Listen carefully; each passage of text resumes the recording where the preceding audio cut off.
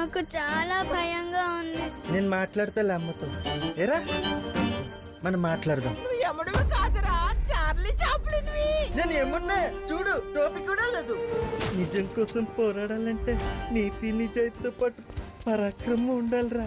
అది నాలో లేదు, నీలో ఉంది.